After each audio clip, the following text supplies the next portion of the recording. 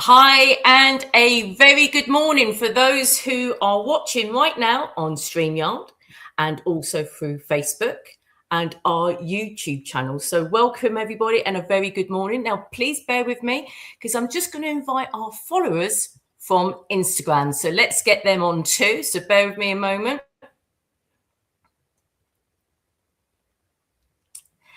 And a very good morning to our followers on Instagram as well. So we are all ready, I can see. Yes, so very good morning. We are live on Saturday, the 11th of April, and welcome to Solving the Cost of Living Crisis webinar. Now, I know there are a lot of families out there, not just in the UK, but the rest of the world, who are really, really struggling. So I hope by you listening to today's webinar, you'll get a lot from that as well.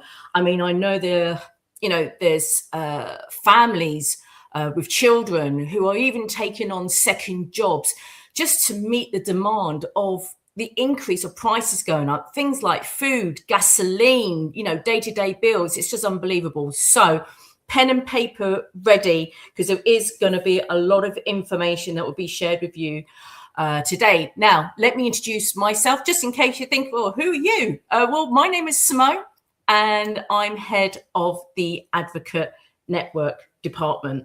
And as I said, lots of information is going to be shared today. Now, there will be handouts, which we'll be explaining further on down in the slides, where you will be able to find those handouts along with this presentation, because it's being recorded as well, on our platform, and they will be available in the next few days as well. Thank you so much for submitting your questions. You may find your question will be answered throughout the presentation. However, if you happen to have any additional questions after this presentation, don't worry. Anyone who has attended, I'll have all your names and your email addresses as well. I will be emailing you directly with a form so you can add additional questions from today, and there will be a post-webinar, should I say, an additional Q&A session with Andy Benson, who's head of Ross Media, and today's speaker as well. We will be including links, so you will see that in the upcoming slides as well. So there's going to be lots of information shared. So as I said, I hope you got your pen and paper ready, and let's rock and roll. But before we do that, well, let me introduce you to our speaker. He is the founder and president of the Republic of Old Souls. It's Ian Clifford. And good morning, Ian. How are you today? Well, good day to everybody. I think we've got people from different countries on the webinar, so welcome to everybody. And I'm encouraged to see that the info wars are gradually shifting. As probably many of you are aware, there's been a huge amount of negative propaganda about me and about what used to be Matrix Freedom, and also about Republic of Old Souls, put out there by the very people that are causing the same stress that you are experiencing. If you're on this monopoly board of commerce, if you're playing the game, and it's difficult because it is a difficult game to play, the very same people that are focusing their attention on me and have been for nearly 20 years, undermining my reputation, the very same people are causing the problems that most people are experiencing in making ends meet. There is a control agenda. Anybody who steps outside of the paradigm of the control paradigm, a target, and that's why they target me. So if you're here for the very first time and you haven't been aware of my backstory, if you're not aware of it, there is a website dedicated to it, what's going on with it, why all these negative propaganda stories, internet websites and media coverage and all the rest of it. If you're unaware of all of those things, we will share a link to a website if you're interested to know the background. Now, all I can tell you is that if you are aware of others that are over the target, i.e. they're doing something they've got something which is it's a countermeasure to the control agenda. Those people get targeted, and they generally, the first thing that happens is their reputation is damaged by propaganda. That's been going on with me for many years now. 16 years very intensely. It actually started 20 years ago. So if you are new on this webinar and you don't know my backstory, and you are going on the internet and you're seeing a load of propaganda on there, ask yourself the question: if there was so much negative propaganda about me, if it were true, why is it we've got members in at least 6 countries? The numbers of members is growing. What we're outlining here is all about freedom. I don't need to do this. I've said this many, many times over and over again. I do not need to spend 7 days a week working on the freedom plan. If all I wanted to do was to make money, I'm very well capable of doing that without a huge organization that we've got with, all sorts of battles and wars with the establishment. I could just make money myself, and I wouldn't have to bother with 7-day-a-week shifts, which is what I do. The reason I do this is because I do not want to be controlled, and I don't want you, if you are a freedom seeker, to be controlled. I want you to have an option. I want you to have another plan that you can follow, another pathway. And that's why I do what I do. I'm not doing it for me. I'm doing it because there isn't really a realistic freedom plan anywhere in the world that I am aware of. What we have been developing, what I've been working on for many years, is a very realistic freedom plan. We're going to be doing a webinar on it shortly, within the next month, that I'm going to go into it in detail about how it all works, why it's viable, why many people will join it. Not everybody, but many will join it and get a huge amount of benefit from it. But in the immediate term, there is a very deliberate squeeze of people's budgets going on. This isn't random. There's nothing going on in the world that is random. I realized this a long time ago. Every single war, every single crisis, every single event that's going on this monopoly board of commerce is not a random event. It's all orchestrated. And, it's very difficult to realize that if you're watching mainstream media, because their job is to mislead everybody and push false narratives out. If you are believing the government, then their job is also to push false narratives out and put false stories out and get people to go down different pathways. So it's very difficult if you're kind of in the mainstream media and listening to government figures and reading newspapers and going on the internet, which mostly is censored, or even going into AI, which is massively censored on the answers it gives you. It's very, very difficult to actually figure out what's going on. I've spoken at length about UN Agenda 2030. I've spoken at length about the transhuman agenda, which isn't a sci-fi, conspiracy theory, tinfoil hat kind of thing. It's a very real agenda that's going on. All of these things are all running in parallel. UN Agenda 2030 is probably the most egregious problem that we're all facing and we're all trying to deal with. But many, many people out there don't even know about it. They have no concept of what it's all about, really. It's nothing to do with sustainable goals. It's nothing to do with protecting the environment. It's all to do with control. Now, one of the biggest ways that they control the majority of the world population, the overwhelming majority of the world population, is by getting them to play Monopoly without realizing that they're actually playing an artificial game. We're going to be talking about that today, and we're going to be talking about how you can win the game by using advanced moves that aren't theory, they're fact, and there is a track record to back them up.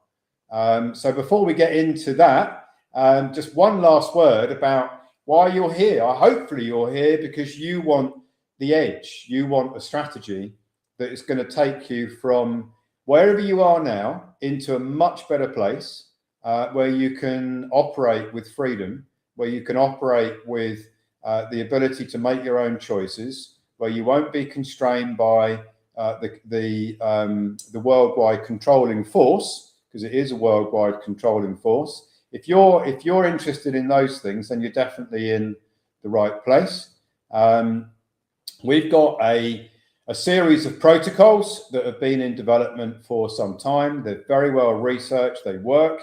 This is one of the reasons why the cabal, the worldwide controlling force, has tried to jail me twice, because they don't want you to know what I'm going to explain to you today. Everything I'm explaining to you today is perfectly lawful. There's nothing here that's edgy. There's nothing here that I can't verify as being 100% lawful. There's nothing I'm going to talk to you about today that is that you could ever get into any trouble with if you follow these pathways that I'm going to talk about today. A lot of people get very afraid when new information is shared, but you shouldn't be afraid. This should be a session that liberates you from wherever your mind is at the moment, whatever you believe in at the moment about how the game of Monopoly works. I'm going to show you some things today that will probably cause you a great deal of thought if you haven't been on my webinars before. I know we've got new people on today, so I can't refer to things I've already said many times on previous webinars. So I've got a little bit of a difficult job in that I don't know what you know. If I knew what you knew, or everything that you know, or the audience, then I could position my presentation to you, and I'd know exactly where the gaps are, and I could fill those gaps. But I have to assume that you don't know anything, because that's the only way I can do it. So if you have heard me say things before, if you have heard me outline things before, it's not because I'm just a stuck record. It's because I'm assuming that new people on our webinar don't know some of the subjects that I'm going to talk about. So forgive me if you've heard me talk about some of these things before, but it never hurts to have a refresher. I've read things and reviewed things many times, and every time I read and review them, I often pick up something new. So if you have experienced me talking about this subject before, you may pick up something new that you didn't know before. So let's get on with it, shall we? The invisible crisis. So if you imagine that there is an agenda behind everything that is going on, how do you, if you are one of those that is there running a plan, a control plan, if you are one of those that's running this plan, this worldwide control agenda, if you were in that group, put yourself into that position where you have been recruited to roll out a control agenda, how would you do that? Would you be able to sell to the masses things that they don't really want, and unless those things that you're going to roll out are seen to be benefits? Now, all around us, they're rolling out what things that appear to be beneficial, when in fact they're not beneficial. And we probably would never have wanted them before, but we've chosen to go down pathways because the governments and the big corporations are rolling things out that appear to be for our benefit, even though we never would have chosen them unless there were problems to solve.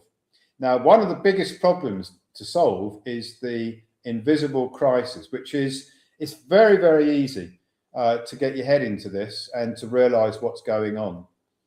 And if you imagine how much revenues you bring in every year, if you took the average of the last, say, 5 years of revenues, call them pay, call them profit, whatever is coming in to your finances and whatever's going out, what's happening is there's more going out than coming in real terms, because of inflation. The cost of fuel going up and up and up. The cost of mortgage interest going up. The cost of taxes going up and up. The cost of food in the supermarkets going up. Nearly everything that we consume or we're obligated to finance is going up, but our revenues are not necessarily, not for everybody, going up in line with that. So there's a squeeze. You have this, and this is why so many families are feeling the cost of living crisis is very real. It's, you know, it's every week they are trying very hard to balance the budget, to try and finance the expenses for the family. And it's only going to get worse because it's part of the plan. And you might be thinking, well, why would anybody want to make it difficult for the world population? And the answer to that question is that they want to control everyone on the planet. And if you can get them into a state of fear, if you can offer them solutions that they never would have chosen before to the problems they're experiencing, which the controllers are creating, now you can get compliance. And they've been doing this for centuries. So you see, the reason why mortgages are going up in price, the reason why taxes are being imposed, the reason why there's inflation running out of control in many areas, it's not random. It's all part of the control agenda. Put people into stress and then roll out solutions like digital ID, like centralized digital currency, the digital concentration camp, and then people who never would have wanted it before will actually say, bring it to me, I need it because it's going to solve my problem.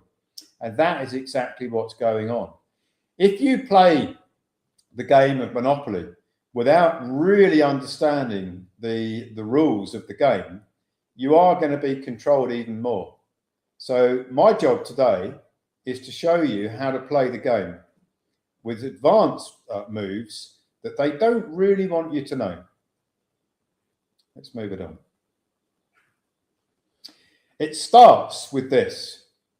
And I love to use the analogy of the Monopoly board, because when you research why was the game of Monopoly introduced in the first place, when you realize it was brought in to show us all that this is exactly what we're doing day by day. We're all playing an artificial game of Monopoly without realizing it. You know, we come into the world, mums and dads try, if we're in a stable family, try and look after us. We get to the age of majority and we start playing the game of Monopoly without realizing that we're actually playing a game. We think it's real. We think everything we're doing has got substance. It's all real. Everybody else around us is doing it. So it's got to be real. Why would anybody question it? Everybody else is doing it. So you never look into it. You never actually question, how does this commerce system really work? Well, I'm going to try and make it as simple as to comprehend as possible. I think everyone on this webinar can agree. Hopefully everybody is real. And we haven't got AI on here. We haven't got robots watching this webinar. If we're all living and breathing men and women, which I hope we are, all of us on this webinar are, then we know what substance is. Yeah, you can touch yourself. You can look in the mirror. You can see yourself. You can feel your heart beating. You've got blood coursing through your veins, hopefully. And if that is true, you are a living man or woman. Now, if you take that and say, well, what is actually running through the body to keep it running? What is going on that keeps it running along? It's energy, yeah? So that is something real. You can believe that, yeah? Without energy, the body couldn't run.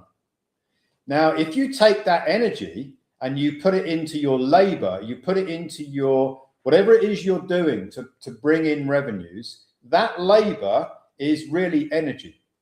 Whatever it is, whether you're thinking, whether you're doing, it's energy.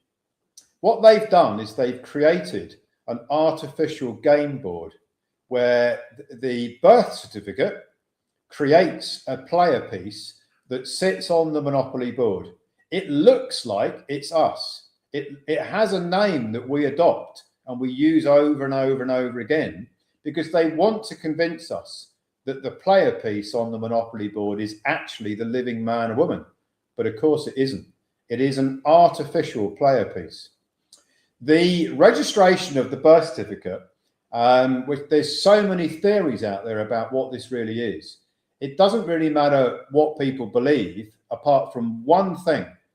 That one thing is it's not the living man or woman, right? So if you start with that belief that it's not you, it's not really a belief, you can prove it in the law. The player piece, the citizen, the person, the birth certificate construct is artificial. If you can get your head into that and then realize that you are not that player piece, but without the player piece on the Monopoly board, you cannot play the game of Monopoly. Because the only way to play Monopoly in the way, if you follow the system that's been introduced by those that control the world, is to use that player piece, use that person, the birth certificate name, the name on the bank card, the name on the passport, the name on the driving license, the name you put on all the contracts. That name, that player piece is not you. They want you to believe that it is you because they want to join you to it. But the problem is that there is already a joinder there, whether you like it or whether you don't. There is a joinder between the living man, woman and the player piece, and that joinder is called agency. You see, the living man, woman became the agent of the body corporate, which is the birth certificate entity, right from the moment that the mum and dad registered the birth certificate into the system of commerce, which is this game of Monopoly. So on this slide, what I want you to take away is that you are not the player piece, the person, the citizen, the birth certificate construct. That is an artificial player piece. It's not you, but you, the living man, woman, are the agent for it. And if you are the agent for it, you are liable for everything it does on the Monopoly board.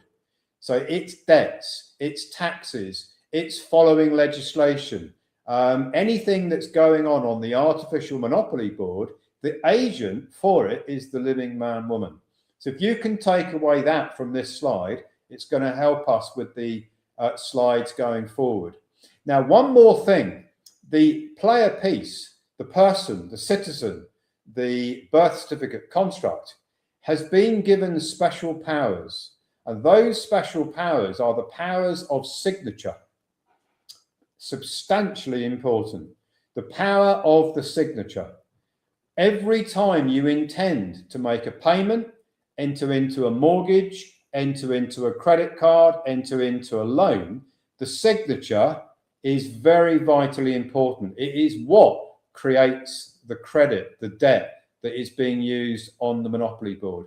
We're going to come back to that. But on this slide, what I want you to take away is that you're not the player piece. The player piece is separate from you. The player piece is on the Monopoly board. It's an artificial game. You can't take your birth certificate out to dinner and have a chat with it, can you? You can't call it up on the phone, send it messages on WhatsApp and expect to get a reply. It's not you. So if we can establish that, that's one of the foundations that we need to move on from there and build from there on that with that foundation knowledge. Next slide. So the living man versus the birth certificate. The identity that we all use, including me, for many, many years, I used to go around saying, if anybody asked me, what's your name, Ian? I'd say my name is Ian Clifford Stamp, because that is the name on the birth certificate. But that isn't me. That name belongs to the birth certificate. Stamp, which is what I thought was my family name. That name actually is registered to the Crown. It's their name. It's registered to the cabal, the people that are trying to control us. That name and that birth certificate construct is a registered entity. It is a birth certificate construct. It is a trust that is registered to the very same people that are trying to control us. A lot of people will say it's the straw man. I'm indifferent about the name straw man because there's a lot of belief systems about straw man that can take people down a free man on the land, a sovereign, OPCA is what they call it. It can get you into a lot of trouble going around talking about the straw man, but it may help you to realize that the birth certificate construct, the name on the birth certificate, the family name is not your name. And I know that's going to shock a lot of you on this webinar. Your name is the first and second name or third name if you've got more than 3 and it's Christian names in the law. So my name is Ian Clifford. Yeah, that's the 2 Christian names stamped. I haven't used now for several years. That name belongs to the British Crown, where it was registered. So what they've done is they've got us to use the birth certificate name as if it were us.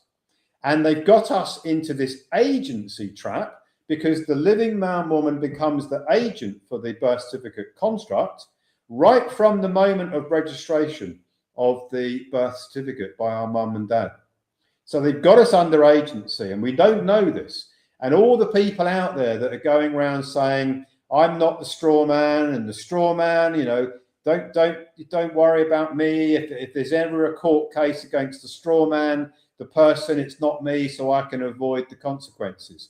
These debts and taxes aren't me because I'm a living man or woman, and the debts and taxes only belong to the straw man or the person or the citizen. And there's a huge number of people out there who believe all they've got to do is say, no, that's not me, and they can walk away from the liability.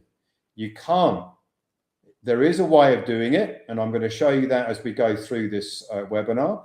But what they've done is an invisible trap. It is the trap of agency. The living man woman is the agent for the birth certificate construct. The birth certificate construct is the principal. It's the principal player on the monopoly board. The living man woman as the agent is equally as responsible for and liable for everything that the player piece, the citizen, the person is doing on this monopoly board through the law of agency. It's an invisible trap. Most people don't realize it.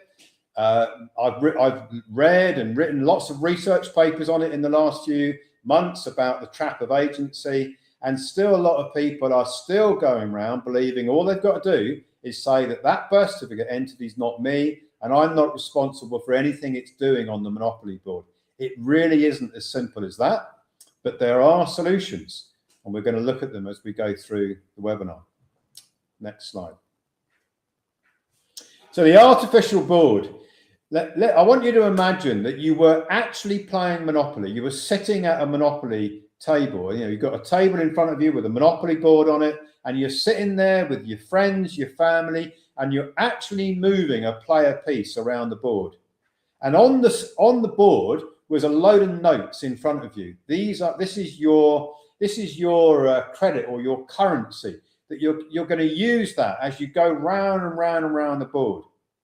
Let me introduce something else to you, which might be a surprise to you. It was a surprise to me when I did all the research on this many years ago. Everything on that Monopoly board is bankrupt.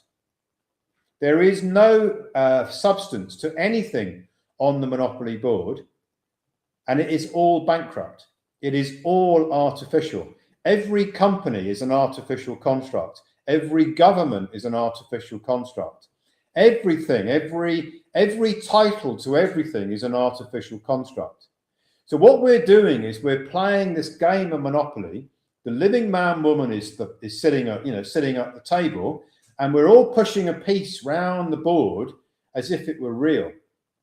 But on that Monopoly board itself, in 1933, something which I believe in the last 100 years is probably the most significant event that very few people talk about, and that is the bankruptcy of the United States.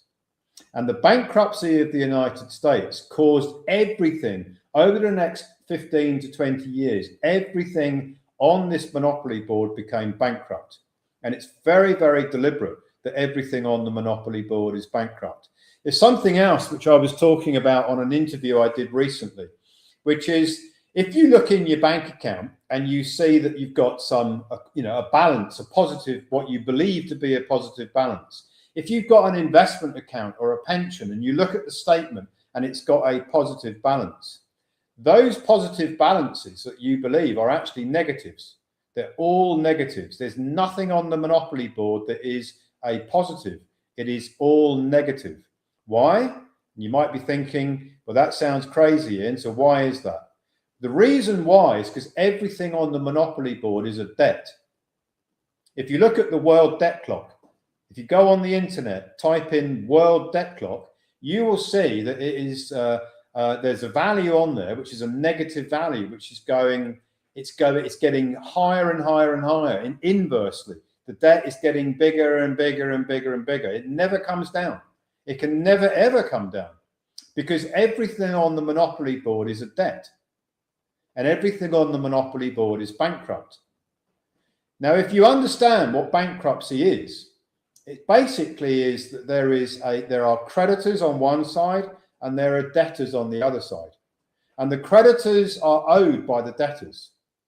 So if you can put your mind into that, get your mind straight on what that actually means. If everything on the monopoly board is bankrupt, that means that there must be creditors to the bankruptcy on the board, yeah?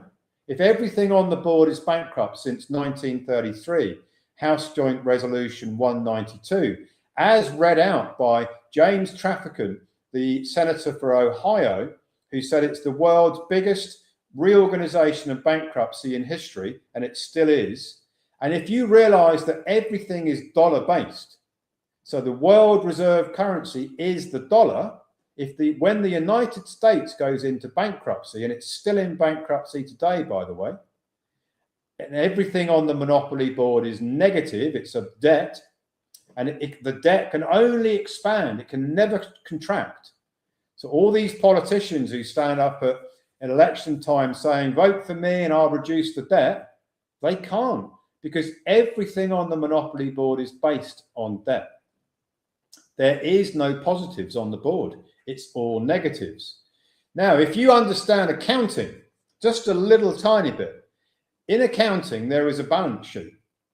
So on one side of the balance sheet, in any company, in any set of books, you have two sides of a ledger, double entry bookkeeping, yeah?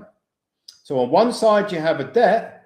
So on the other side, you therefore must have a credit, because you can't have debt without credit, yeah?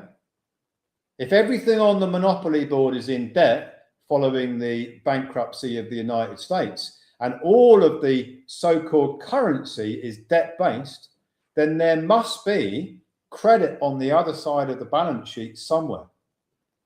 So the question that I want you to ask yourself, ask it now. Who is that debt owed to? If there is, let's just make the numbers easy, $400 trillion of world debt on the Monopoly Board of Commerce, who is it owed to? So just think about it for a moment. Now, if you've been on my webinars before, you'll know the answer. But if you're new to my webinars, I'm going to give you the answer. It's owed back to the people.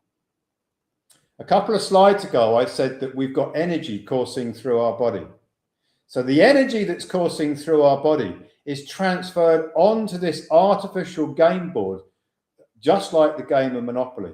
We transfer our energy onto the game board, and we become the creditors to all of that debt. So the other side of the balance sheet is the living men and women. We are the creditors to the bankruptcy. 97% of all of the currency that's running around the monopoly board, the world monopoly board, $400 trillion or thereabouts of world debt, is all owed back to the people. And the whole game board is artificial. So all it really is ledgers. There's no substance to it. Can you imagine trying to pick up a digital bank payment? Can you pick it up? Can you take it from your left hand and put it in the right hand? You can with a piece of gold. You can with a note, but you can't pick up a digital bank transfer from your left hand and put it in the right hand, yeah? It's all artificial. It's all digital. It's all based on ledgers. And those ledgers are getting bigger and bigger and bigger on one side. That's the debt side. Never goes down. But on the other side of the ledger is energy. So think of the monopoly board as a playing board that is running on our energy. And that is what is going on. If you say, okay, Ian, well, I'm going to challenge that, because I know that when I pay someone, somebody sends me a bill, I'm going to pay them, right? And I'm going to I'm going to, make them happy. I'm going to pay them the bill. I want you to think about that. When you get a bill for the gas bill, the electric bill, the mortgage bill, the whatever bill, the tax bill, if everything on the Monopoly board is negative, then that bill is also negative as well, yeah? So when you get your gas bill, electric bill, tax bill, any bill, mortgage bill, that bill, which by the way is a bill of exchange, is a negative. So everything that comes to you is a negative. And the only way that you can discharge it is by creating new currency, new credit to put on the Monopoly board. And that new credit that you put on the Monopoly board adds to world debt. And there's more energy put on the board that is owed back to you. So you see, the whole game board, you cannot pay anything on this Monopoly board. You can only discharge it with new debt. That new debt is a transference of energy from the living man woman onto the player, onto the Monopoly board through the citizen, through the person, through the birth certificate construct, which by the way is a banker. And we'll come back to that as we move through. Next slide. House Joint Resolution 192, I mentioned it on the earlier slide. It's when the whole game of Monopoly changed. Prior to 1933, there was actually money of substance. You could go into the bank with your notes and say, give me the gold, that, the value of these notes that I'm bringing into you, I want you to give me the gold, to the same value as the notes. And the bank would have to do that. Well, that all changed in 1933. What they did was they took a mortgage out over the energy of the people. They took a mortgage out over all of the property, all of the assets that the people used to own. They took a mortgage out and everything then moved into this a world of artificial, no substance world of Monopoly. And those that control the Monopoly board, they hold the mortgage. And they also appointed the United States Treasury as the bankruptcy trustee for the whole board. Now, if you've been unfortunate enough to have been through bankruptcy, or people that have been through bankruptcy, I'm going to explain to you what the role of the bankruptcy trustee is. The bankruptcy trustee is there to collect from the creditors and collect from the debtors and distribute to the creditors. So collecting the debt and paying out to the creditors. That is the job of a bankruptcy trustee. So on a bankrupt system, which is the whole Monopoly board, the world Monopoly board is all bankrupt, the United States Treasury's job is to collect from the debtors and pay back to the creditors. And we've already established on the previous slide that the people are the creditors. So I'm going to ask a question now. How many times have you claimed your credit back in your life so far? If you're already doing our programs, maybe you've started. But if you're new to this webinar, have you actually made a claim on your energy? Have you ever put a claim in to get your energy back? The answer to that question is probably not. Because A, you didn't know you put your energy on the board, and B, even if you did, you wouldn't know probably how to do it. So the world population is overwhelmed by people who have got energy on the board who don't know that they can get it back. And what we're going to talk about through this webinar is how you can lawfully get that energy back and then reuse it. You can recycle it. You can put it all back on the board and recycle it, spend it and recoup it. So you'll get used to me. I gradually build things up, as Sims knows. She's been on hundreds of my webinars. It's like a story with me, gradually building up. Next slide. Okay, so how does your energy get onto the Monopoly board? Well, the answer is signature. You see, a signature is a confirmation. It's like a contract. It's like an intention. So when you intend to pay, we've already established you can't really pay What you're actually doing is you're issuing a new promise. So your signature is like a promise. So when you go and make a bank payment, you're making a promise to pay in the future. When you sign a mortgage contract, you're making a promise to pay in the future. When you sign a credit card or a loan, you're making a promise to pay in the future. So bank transactions of all natures, or all of the descriptions of bank transactions, are promises to pay. And the promise is ratified by the signature.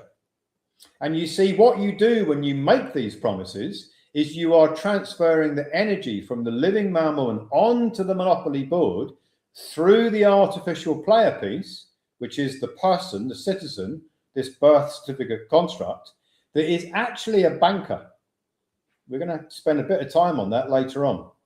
So through the banker, you are issuing energy that becomes a security. And that's a word that a lot of people don't use in their day-by-day vocabulary.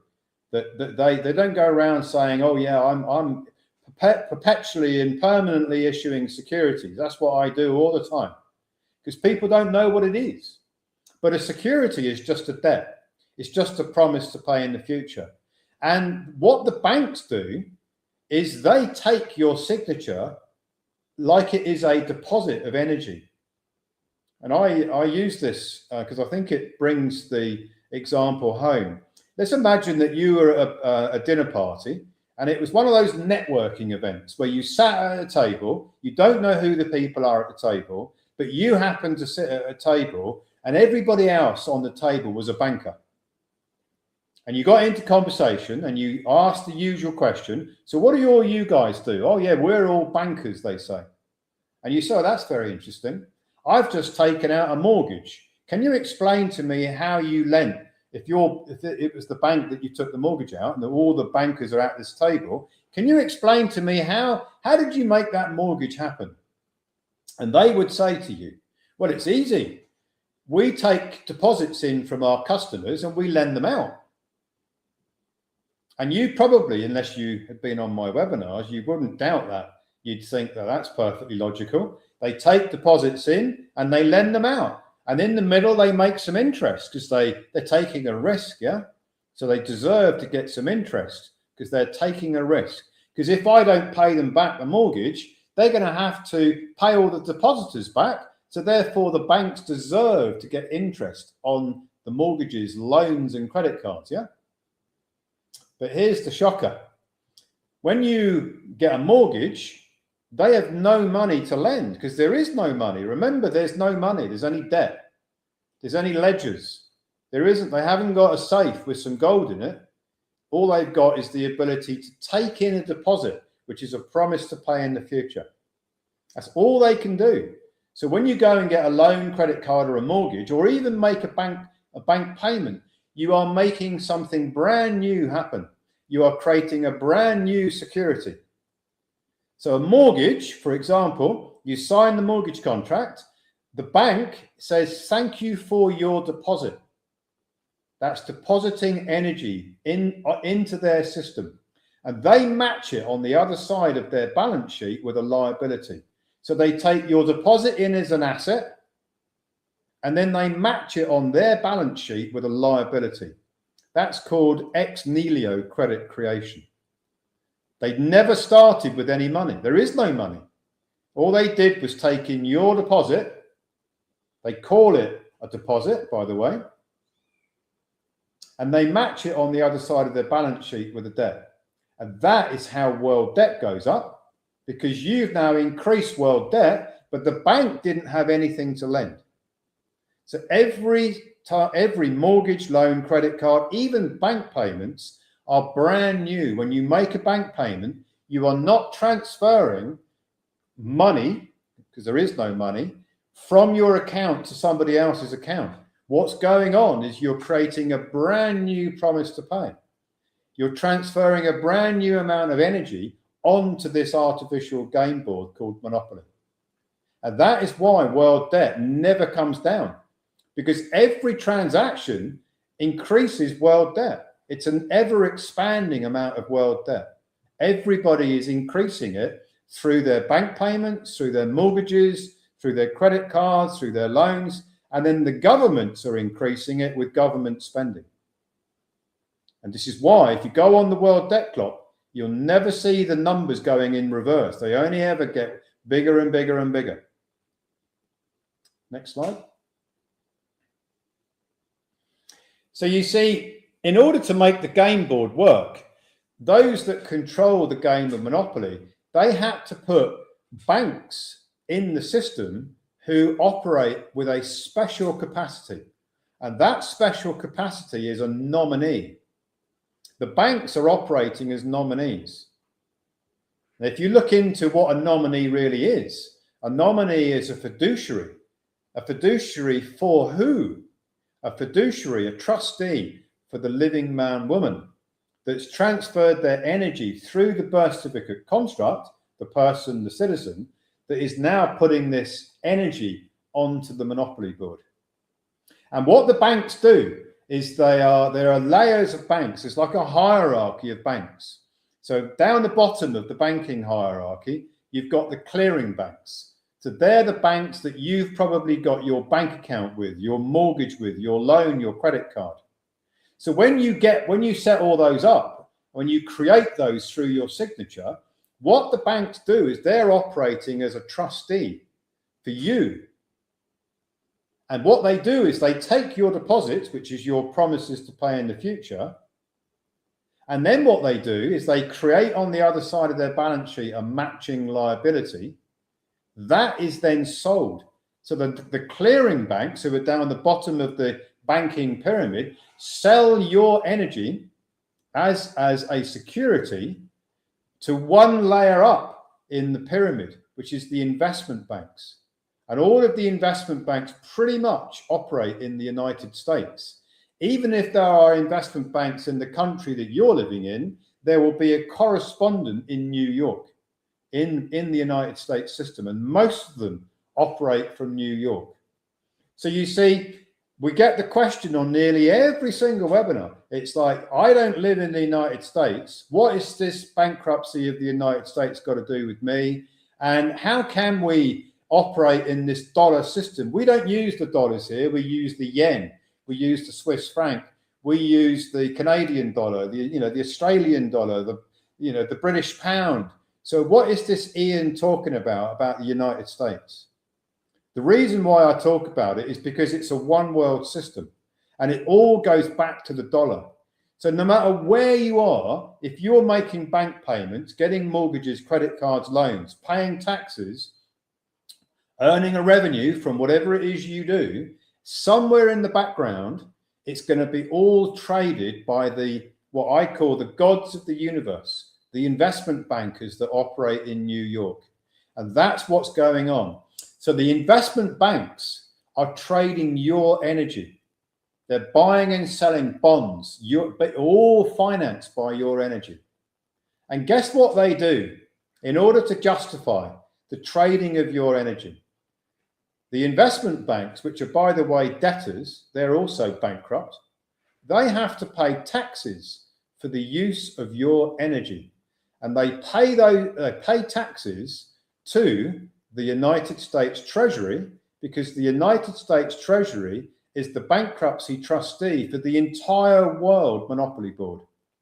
When you make a bank payment, enter into a mortgage, whether it's discharged or not, a credit card or a loan, your signature then gets abandoned.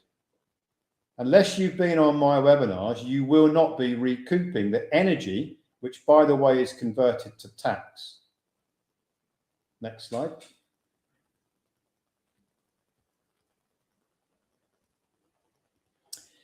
Now, in order to prove that what I've just told you is absolutely 100% true, and I've recently, I believe, won a debate with a guy called Dan Needle, who is allegedly, reportedly, one of the UK's most prominent tax experts, who's been attacking me for the last few months, writing blogs and putting malicious content out on the internet.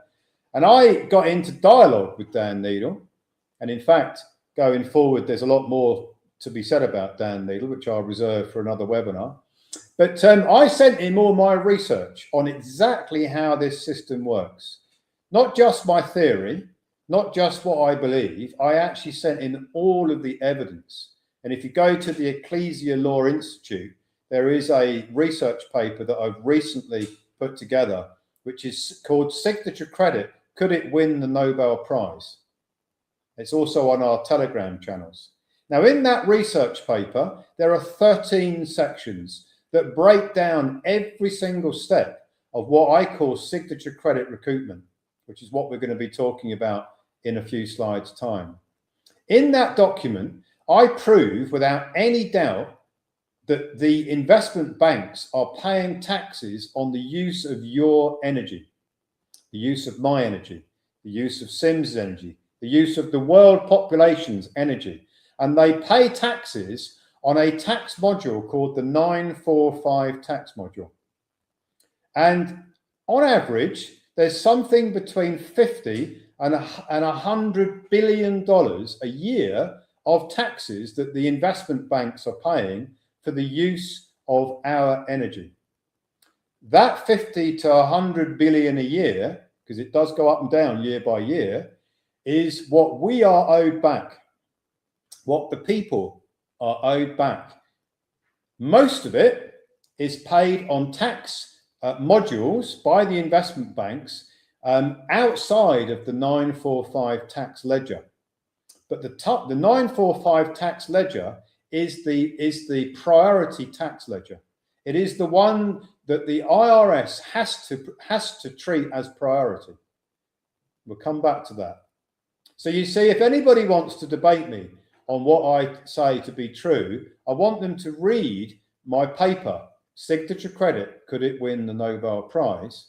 Or Signature Credit Recoupment, Could It Win the Nobel Prize? And then come and debate me. You probably won't if you read that paper. Now, the IRS, the United States Treasury, they have hundreds of millions of taxpayers. So they run algorithmic systems. And they have an algorithm called the 810 algorithm that checks everything. If you ever want to make a recoupment of signature credit, we're going to walk through how to do that in a moment. Their algorithm is going to check it out. And if you don't follow the rules exactly how the algorithm wants you to, or how it's checking for compliance, you won't get the signature credit recoupment. So you've got to know the game. You've got to know the steps. Because if you follow the steps, you get the signature credit recoupment. Next slide.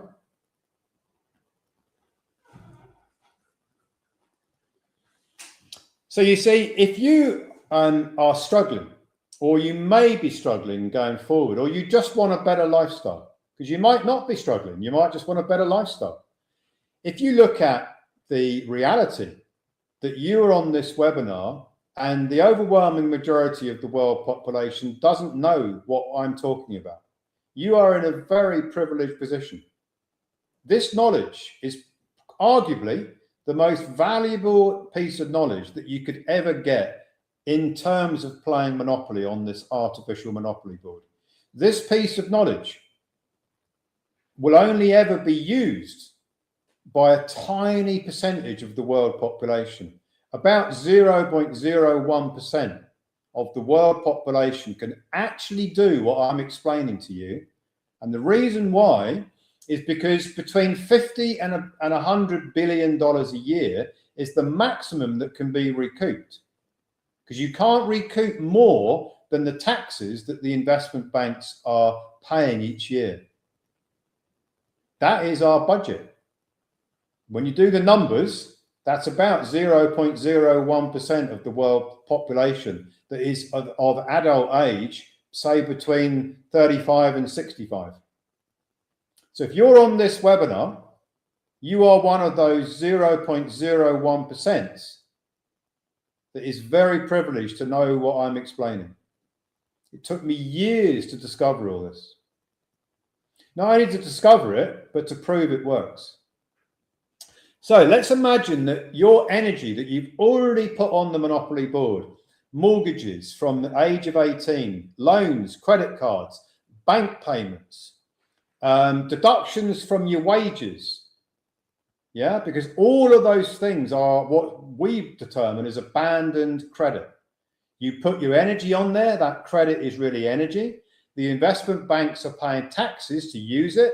Those taxes that they are paying on the 945 tax modules are owed back to you.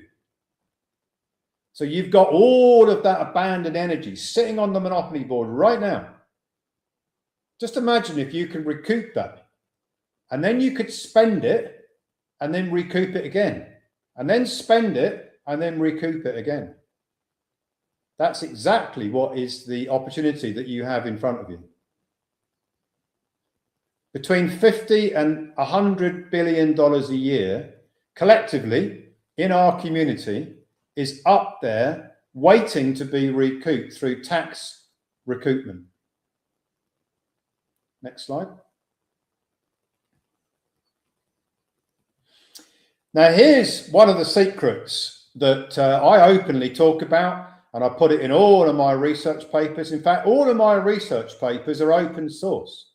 I could have easily created this system, which is, by the way, I call it the Clifford Protocol, and I could have kept it all secret. I could have said, it's taken me years and years and years to research all this and put all this together, so I'm never going to tell anybody how it works. No, I don't do that. If you want to go and find out how it works, it's all in my research papers, all open source, because I don't believe that you can really own. You can't own knowledge, yeah? You can only share it. Now, I also know that the majority of people out there won't know how to put all this together, because it ain't easy to put it all together, I can assure you.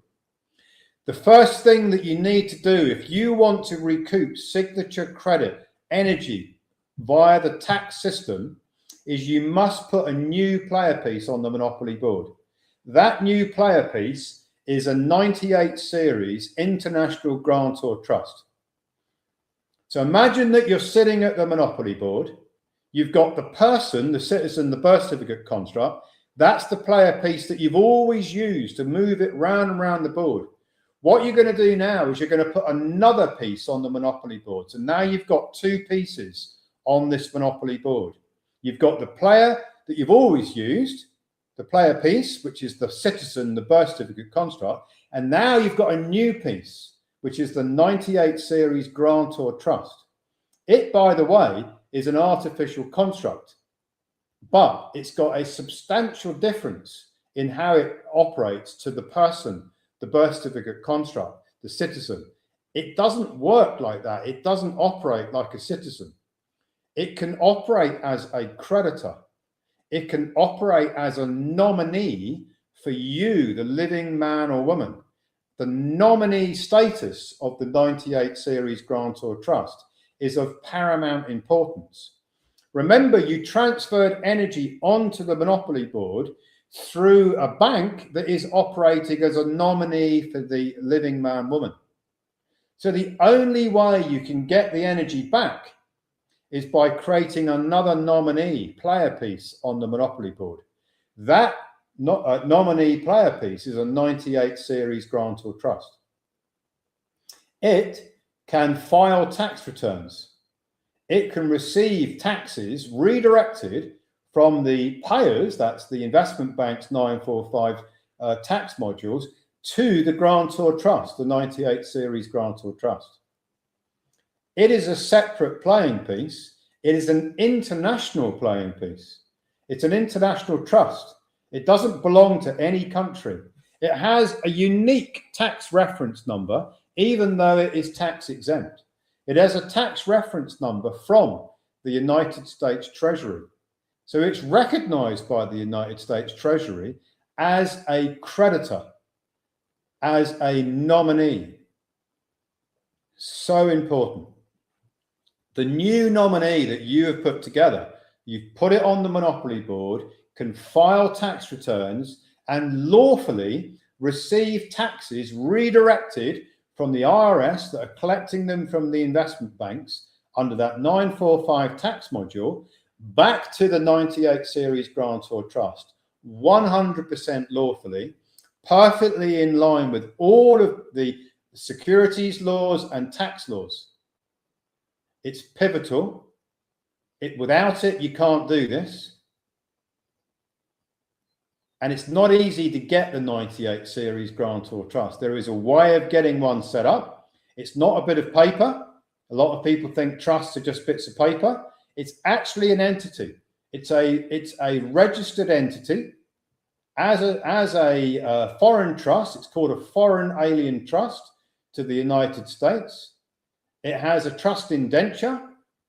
It has the powers to file tax returns as a creditor nominee.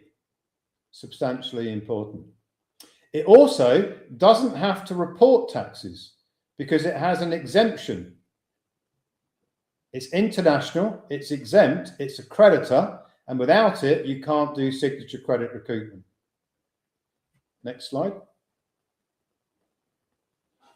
So you see, the very first thing that you're going to do is if you want to do signature credit recoupment, because that is going to solve the problem that all the families out there that are struggling with the cost of living crisis, those that come on these webinars, those that are referred to us by existing members, they can solve the problem with the Clifford Protocol, with signature credit recoupment. The first step is to identify the energy that's being put on the monopoly board. So from the age of 18 onwards, bank payments, estimate them per year, mortgages, what was the face value of mortgages, loans, credit cards, taxes that were deducted from wages, estimate that, come up with a number. All you have to do is remember the banks that you were operating with from the age of 18. If you can't remember them all, don't worry about it. You've probably got enough that you can remember, and you need to tell us the name of the banks, roughly how much per year, add it up. That is the signature credit that you have left on the monopoly board. The very next thing we're going to do is we're going to create the grantor trust. That grantor trust acts as the nominee for the living man woman. The living man woman becomes the beneficiary of this grantor trust, which is going to file the tax returns. And the first tax return that's going to be sent in is what's called an original issue discount, or an OID. And that OID is going to focus on the signature credit energy that is currently being traded by the investment banks. It's going to identify it. We have an algorithmic system that tracks the signature energy. The banks, the clearing banks to the investment banks, tracks all of the signature energy. Again, I've written a paper on this. You find it at Ecclesia Law on how our system tracks the signature credit energy from the clearing bank to the investment bank, from the investment bank taxes to the United States Treasury.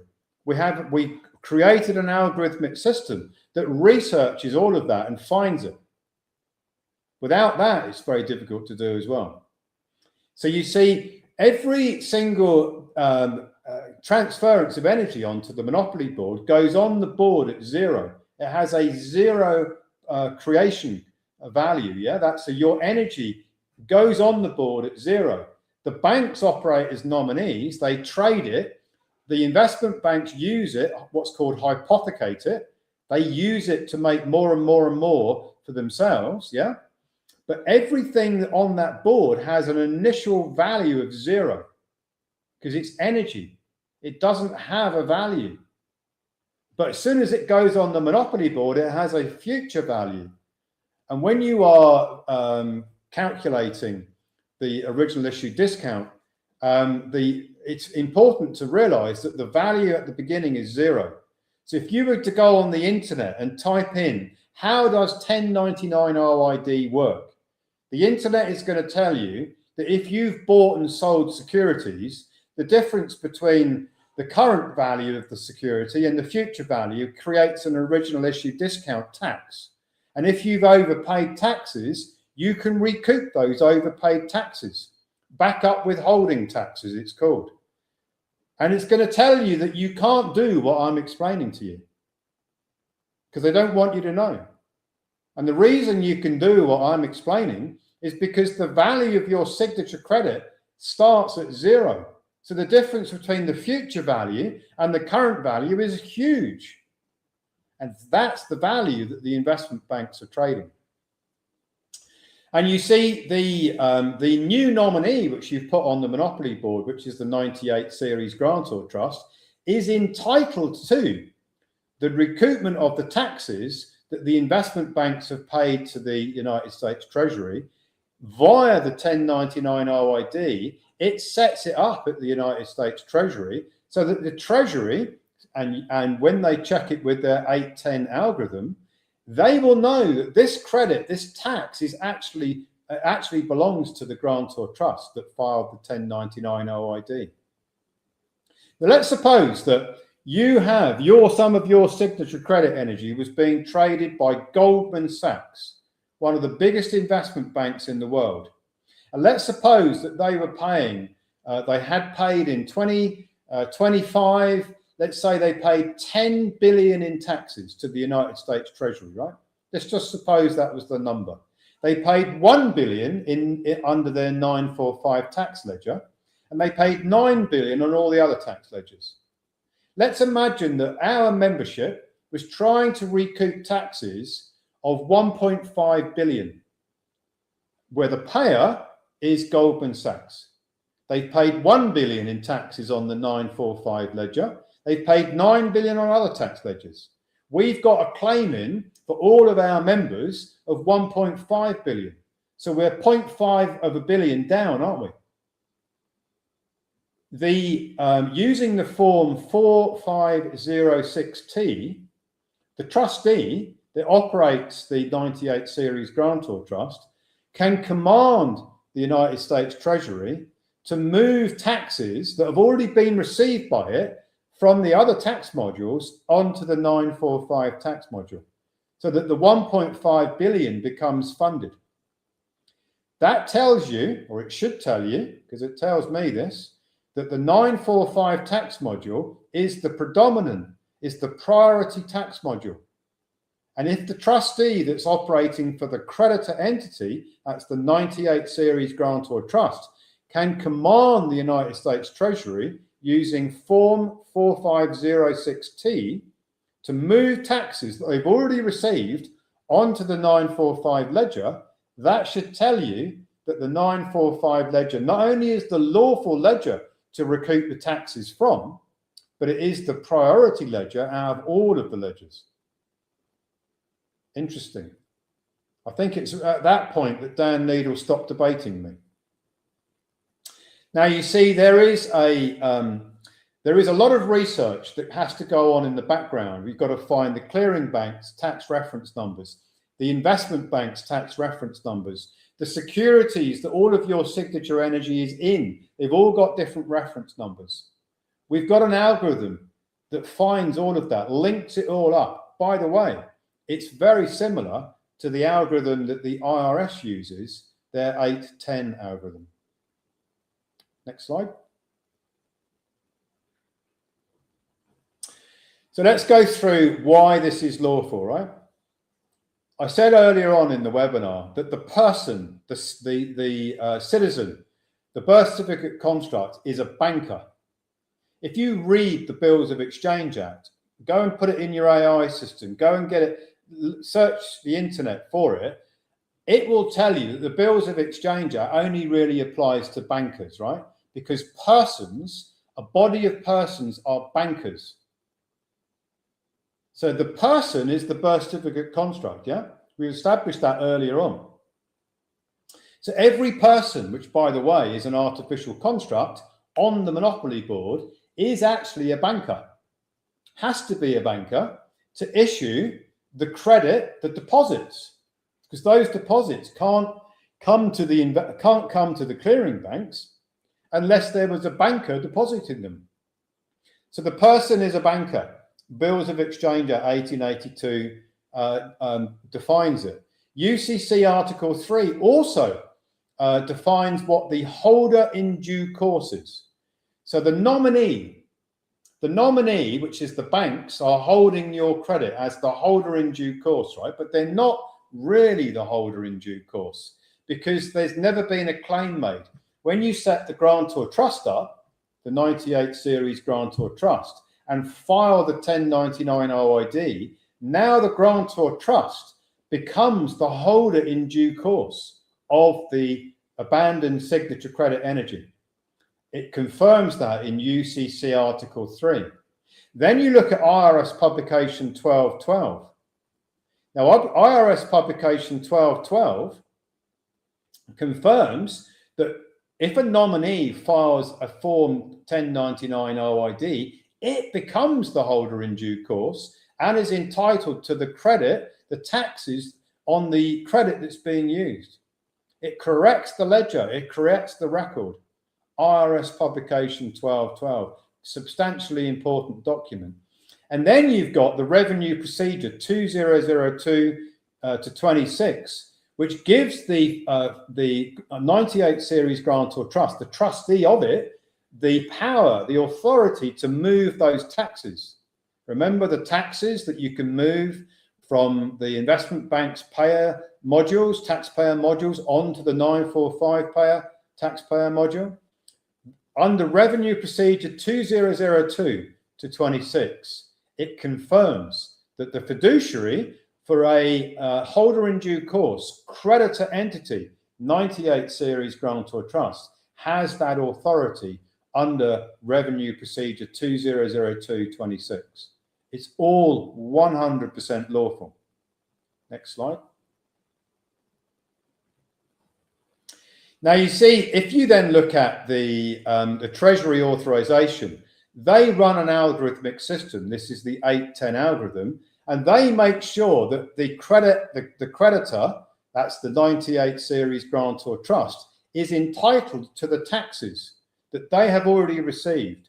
And if it is, which it is in the way we do it, if it is entitled to the taxes recouped back to it, then they will send those taxes to a bank account that has been set up for that 98 series grantor trust, and they will do it through what they call the IRS TRIAS 310. It's what they call an ACH or a Fedwire transaction.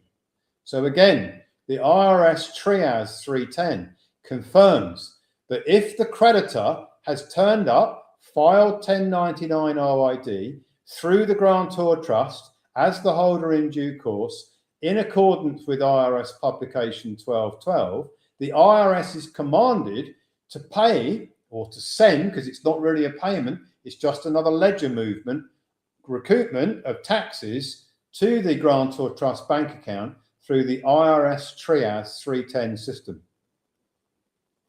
And we'll cover in a moment what happens to it after it is received at the 98 grantor trust. But remember, this whole system is just ledgers.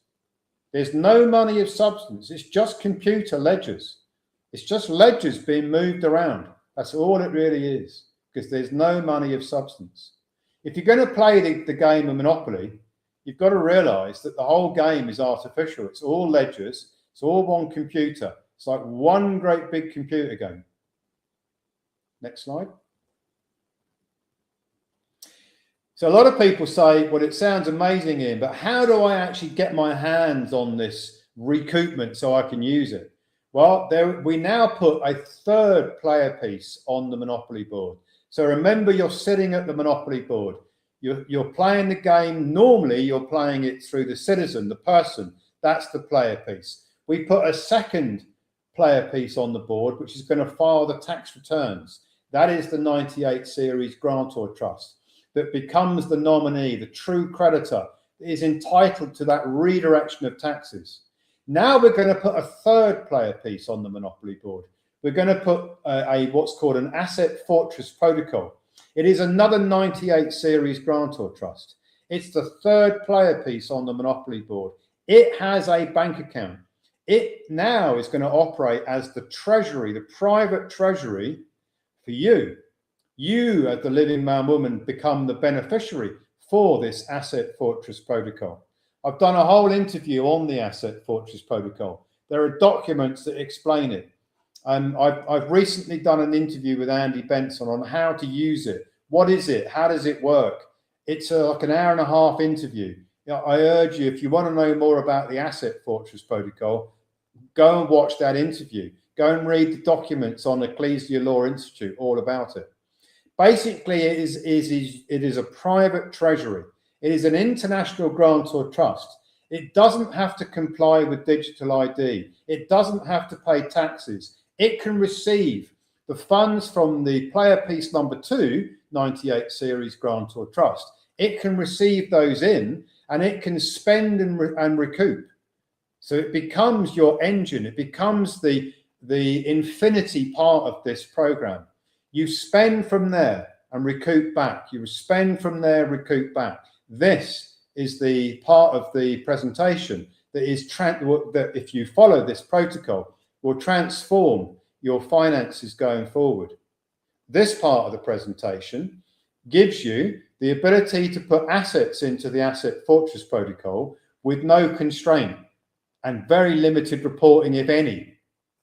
You've also got a private treasury which doesn't pay taxes, that doesn't get involved in digital ID, that can spend and recoup. So you get a bank account for the Asset Fortress Protocol and a bank card. It's just like using the bank card that you use now, no different, but no taxes, no reporting. Use it internationally.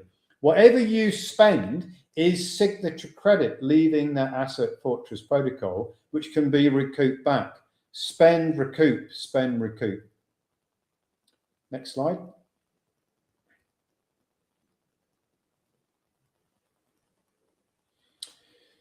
So you've got no digital ID problem. You've got financial privacy. The player piece, the third player piece, is separate from the citizen. It's separate from the constraints of the cabal, the government. It's your private treasury that sits on the monopoly board that enables you to play the game in privacy with an infinite money cycle of the spend and recoup cycle, and also transferring titles to property, to investments, to whatever it is that you want to put into the trust. A proper trust, not a bit of paper, a true, like a sovereign nation that is out there as an independent nation, with its own infrastructure and its own spending and recouping cycles. Next slide.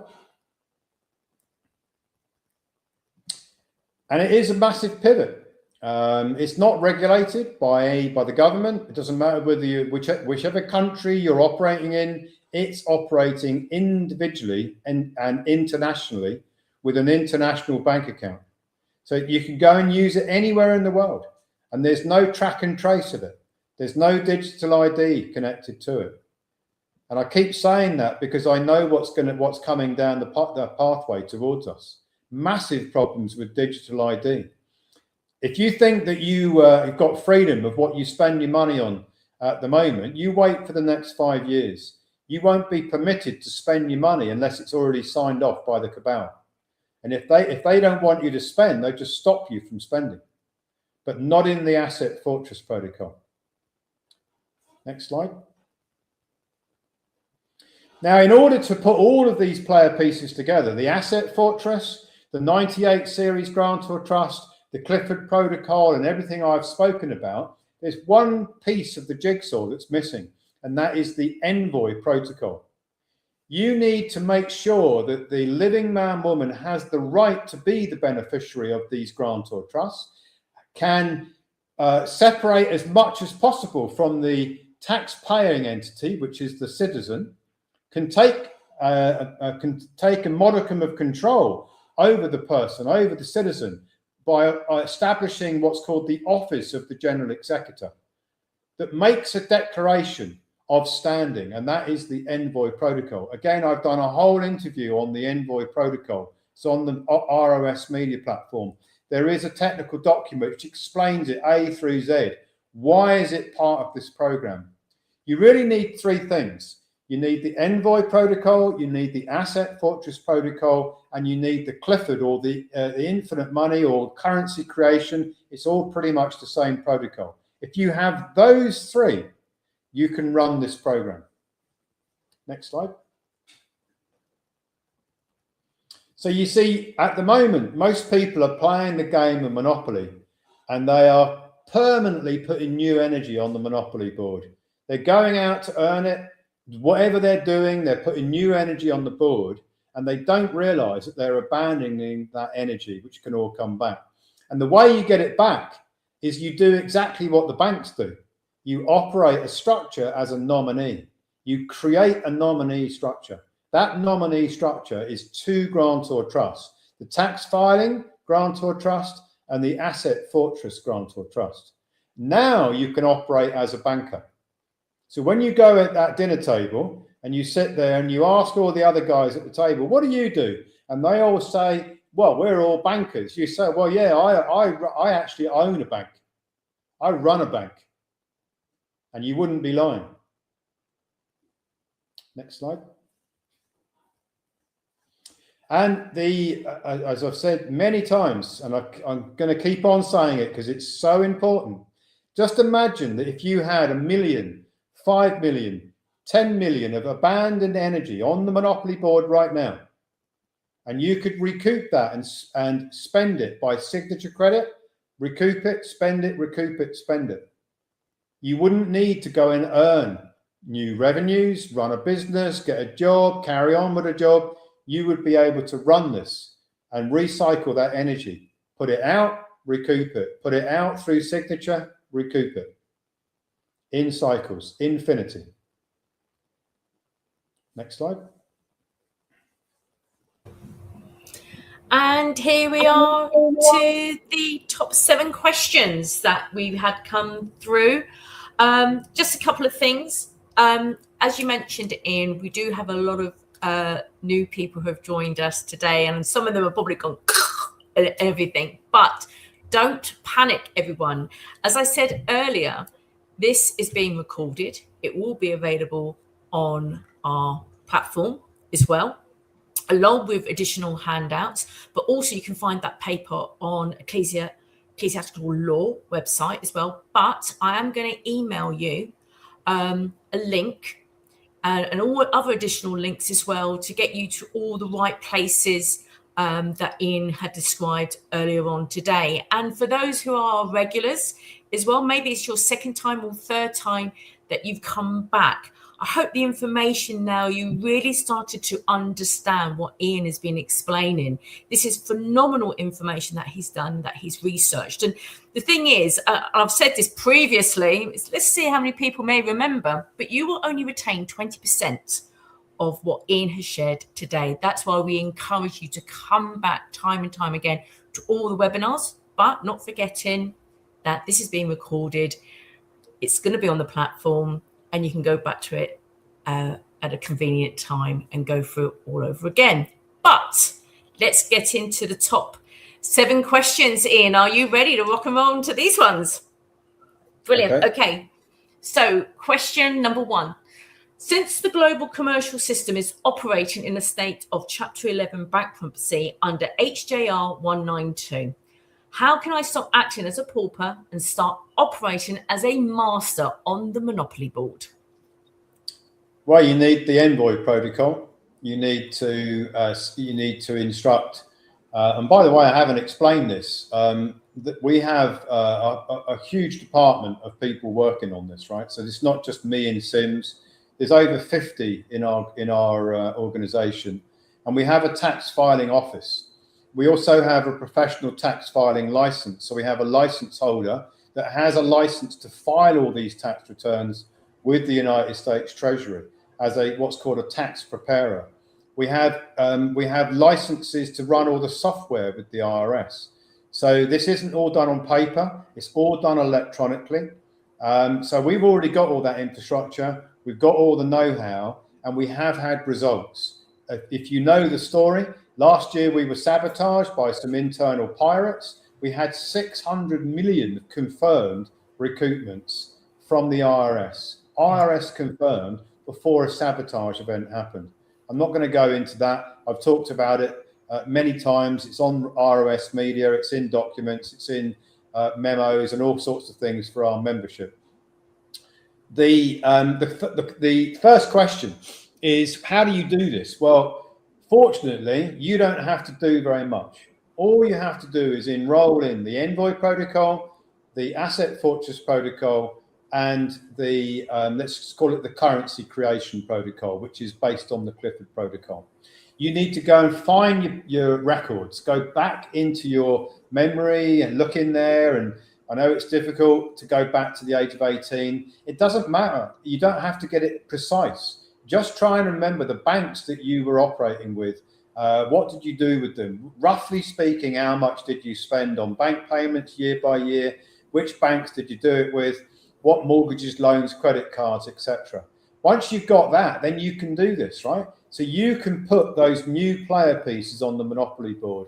You can put a 98 series grantor trust, which is going to file the tax returns with our team that's going to do it all for you. And then you can put another piece on the Monopoly board, which is the Asset Fortress protocol. So how do you do this? Well, you basically, you go ahead and enroll in the protocols that I've just explained. And then you can stop acting as the pauper. You can start acting as the master, the banker. You can set your own banker up. You've already got it. It's just it's incomplete. You need those two extra pieces, the Asset Fortress and the 98 series grantor trust. Now you can start running it like a bank runs it. And that's what's missing. That's how you stop operating as the pauper and start operating as the master or the banker. Lovely. Thank you for that. Actually, you've also answered another question because someone actually submitted a question upon registration is where would someone actually start? And you've answered that question as well. So thank you for that. Question number 2, how does the separation of the living soul from the birth certificate construct allow an individual to enjoy the use of assets without being personally liable for commercial debts or state taxes? Well, I didn't go into this in a lot of detail because otherwise these webinars get far too long. But the Envoy protocol, what it does is it makes a declaration that the agent, that's the living man, woman, is the agent for the birth certificate construct. The agent has rescinded the fraudulent use of the name. That's the family name, the surname. It's called clausula rebus sextantibus. It's a very long Latin phrase, which basically means you've woken up to a mistake and you're correcting the records. You make that declaration. You create what's called the Office of the General Executor. Because the person, the citizen, is a decedent estate, like a trust or an estate, it operates in probate. And what you can do is you can operate it as the General Executor, but occupying the Office of General Executor. That then cleans up the agency. The agency doesn't go away. You can start using the agency. Remember I said the living man, woman is the agent for the birth certificate construct. The Envoy protocol cleans it up. Creates the environment where you can use it to your advantage. You can never get rid of the agency, but you can diminish the threat and the power of agency that the cabal use against you, and you can use it for your benefit because you want actually to be the agent of the birth certificate construct, because it's the birth certificate construct that issued all of those signatures. So you don't want to get rid of it, you just want to control it, and that's how you do it. And then you can shift all of the assets, properties, anything of any value that has a title, you can shift it into the Asset Fortress protocol. That's what the super rich do. That's what the really smart, wealthy families have been doing for years, using private trusts, putting the assets in there. There's an old saying, is you own nothing and control everything. And that's what you can do with the Asset Fortress protocol. Lovely. Thank you for that. Question 3. Is it possible to recoup millions in abandoned signature credit and credit energy generated from mortgages, loans and utility payments since the age of majority? Well, there is a restraint per grant or trust of $10 million. So the IRS algorithmic system restrains recoupment of signature credit up to 10 million, right? Now, it doesn't mean that if you've got a larger recoupment claim than that, you can't do it. It's per trust. So you remember I said number 2 player piece is a grantor trust, 98 series grantor trust. That has a limit of $10 million recoupment because the algorithmic system the IRS's algorithmic system constrains it. So it's basically that. Is it possible to recoup millions? Yes. Remember, you're not recouping physical substance money. Nobody's going to drive around your house and offload some gold bars, on your front doorstep. There is no money. It's just ledgers. It's numbers on ledgers. That is what's going on. So yes, it is possible, constrained to $10 million per grant or trust that files those 1099 OIDs. Okay, and can I just clarify? I know this sounds crazy because there's other countries uses dollar, right? But we're talking about US dollar. US dollars, yeah. Right, I just want to be that very clear because some countries might go, oh, does that mean the Canadian dollar or the Australian dollar? So I just want to be very, very clear. 10 million US dollars. Thank you for that, Ian. Yeah. Question number 4. Can the Asset Fortress Protocol hold assets in fee simple title to place them beyond the reach of state registries, liens, and jurisdictional overreach? Well, it's a great question. Suppose you can remove all the debt. So you recoup the signature credit. You remove the debt. So there's no mortgages, loans, credit cards because you've removed all of those because you've discharged them by recouping signature credit into your asset fortress. You then use that to discharge the debts. So now you've got property. No, again, I could go on about this for ages because it's a really big subject. There are different titles at play here, right? Property has always got 2 titles. You've got legal title and you've got equitable title. The Monopoly Board operates on equitable title in most cases. So when people say, I own a house, look, I've got the deeds to the house. No, you don't own it. What you've got is the equitable title to the property. You can use the property. Now, the actual legal title is never with the occupant. It's always with the cabal. They generally have the legal title. That's why the land registries are set up, right? Because they have the legal title. You can control the equitable title and put that into the Asset Fortress Protocol, but you may or may not be able to put the legal title in, which is fee simple, by the way. That's the underlying ownership of the thing, because it depends who's got a superior claim against that. Remember that in 1933, the entire Monopoly Board was mortgaged to the cabal, those that control the Monopoly Board. They've got all the legal titles because they took a mortgage out over them. They give back to the people, well, to the citizens, I should say, the equitable title, the use of the things. And this is going to shatter everyone out there, right? But it doesn't really matter. Nobody on this webinar and nobody, unless they run a church, owns anything. 0. Your house, all you've got is the equitable title to it. The car, the equitable title. The title that gives you the ability to use it. You don't own it. You can just use it. So you move the equitable titles into your Asset Fortress Protocol. If you are lucky enough to have land that doesn't already have legal title held by the Crown, by the state, by the cabal, you can move that into the Asset Fortress Protocol. Churches often have the legal title in the name of the church because the Crown, the cabal, those that control the Monopoly Board weren't able to move that legal title away from the churches. But in most cases, there are some small examples, a small percentage of people in the US that have allodial title land deeds that you can actually reverse. I'm going to do a webinar on it going forward because that's a small percentage, but it's a very high number. So if you're in the US, you might be able to get a allodial title to the property and move that into the Asset Fortress. But typically what you're doing is you're moving the equitable title to the property in there, not the legal title, because it's impossible to do it. Okay, thank you for that. Question number 5.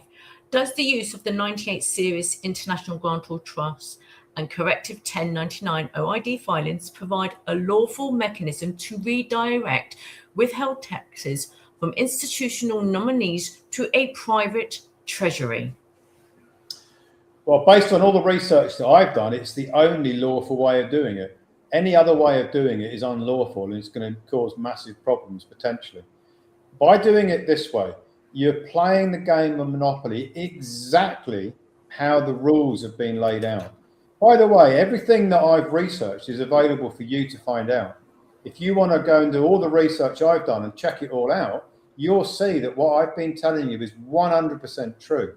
The problem is, and they even said it, there's a guy called Mandel House, who's a really big political figure about 100 years ago.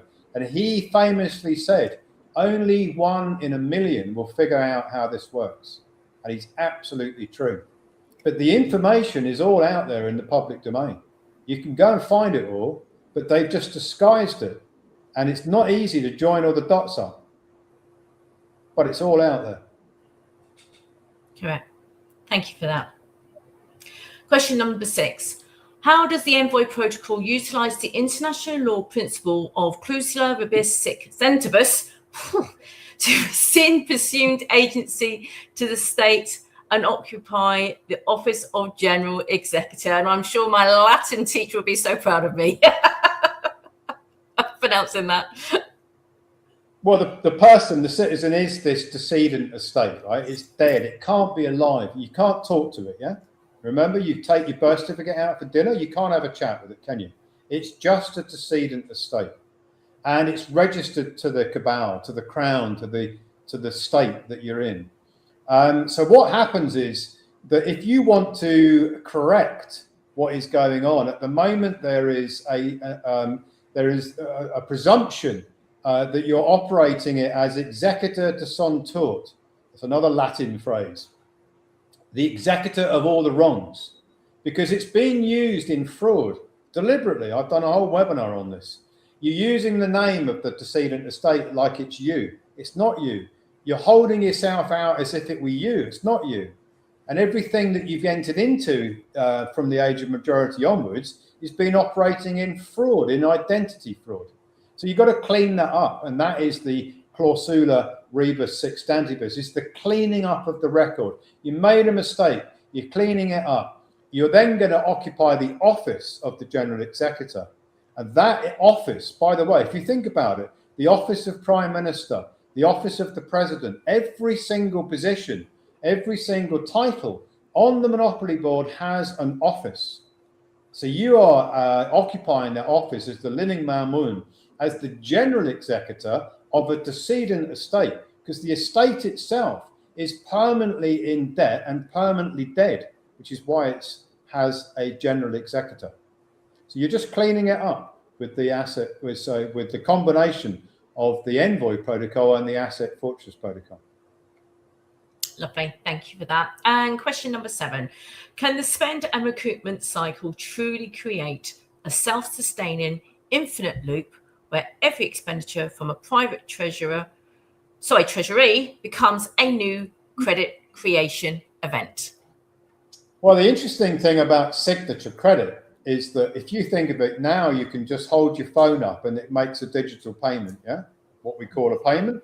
That is all because it's all based on the contract. When you entered into it with the bank, you made a contract, and that contract enabled the signature. It's the intention to make a transaction. Now, the Asset Fortress Protocol is created. The grantor of the Asset Fortress Protocol is the citizen, is this birth certificate construct. The trustee of the Asset Fortress Protocol is the citizen, is the birth certificate construct. The beneficiary of the Asset Fortress Protocol is the living man or woman. So every time the Asset Fortress Protocol makes a transaction, uses the signature, it is adding more signature credit onto the board, Monopoly board, that can be recouped. So yes, the answer is yes. And you see the ledger, because the Asset Fortress Protocol has another ledger. If you've got $1 million or $5 million or $10 million sitting in the Asset Fortress Protocol bank account, that's a ledger, yeah? It can issue negotiable instruments, promises to pay up to the value of 10 million. And it puts those out back on the Monopoly board as new signature credit, abandoned, and then recoups it back through the first of the grantor trust, that then moves those recoupments into the second grantor trust, which is the asset fortress. And it just goes round in a loop, which is, by the way, what you're already doing. The only difference is you're going round and round the monopoly board and not recouping the signature credit, the taxes. You keep putting new energy on the board, keep putting new energy on the board, keep putting new energy on the board, when what you could be doing is recouping the energy you've already put on the board, putting it back out on the board and recouping it back, putting it out on the board, recouping it back, meaning that you can spend your energy on other things. Lovely. Well, thank you for answering that question. And don't forget, everyone, I will be sending you an email with a link. So if you have any further questions that you'd like Ian to answer, then submit those questions and I'll make sure that gets over to Ian and along with Andy Benson, because Andy will be asking Ian those questions in the next few days. So don't forget, watch out for the email as well. Okay, thank you for that, Ian. I'll just jump on to the next slide. Next step. So if you want to ask questions about anything that I've talked about, if you want to have a meeting with one of our specialists, our consultants, click this link. This link will come out, will it, Sims? I guess it comes out. Yes, no, it'll be included in the email. Yeah. So you click the link, it takes you through to a bookings page. We've got a number of specialists that you can book in with. You'll already be pre-allocated to a specialist, and that's, I think, the page we're going to show now. So you click through, and it comes to, and whichever one of our consultants is already been pre-allocated to you. If you want to book that meeting, go into the calendar, book the meeting. Yeah, and I'm just showing. So what you do, you just click on pause. I couldn't hear you very well, Ian. You were dropping out slightly, unless I was dropping out. But yeah, for example, we have the lovely Paul Packer. You just click on there and it will have all his dates that he's available in timings. But if for some reason his timings and your timing don't match up, then of course, as you can see, I've just clicked on another link there where it says can't find a suitable appointment. Click here, and here you see all our rest of the lovely team that we have available who'd be happy to answer any questions that you may have. Okay. Links. Some important links. Yeah, you've got an abundance of information. There's no shortage of information. We make it all out there. It's all open source. We don't hide anything. We don't have, come into our organization and then you can only when you're in and you've paid some funds or you've made donations, can you find out what we're doing? No, we put it all out there, open source.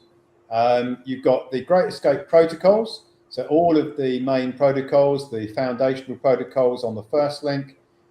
You've got explainer video, which I think explains all of the protocols. You've got the interviews. I've done interviews on each of the protocols. I've done interviews on past webinars. I've done interviews after every webinar, answering all the questions that come in. So you could immerse yourself on ROS Media for quite a few hours if you really wanted to.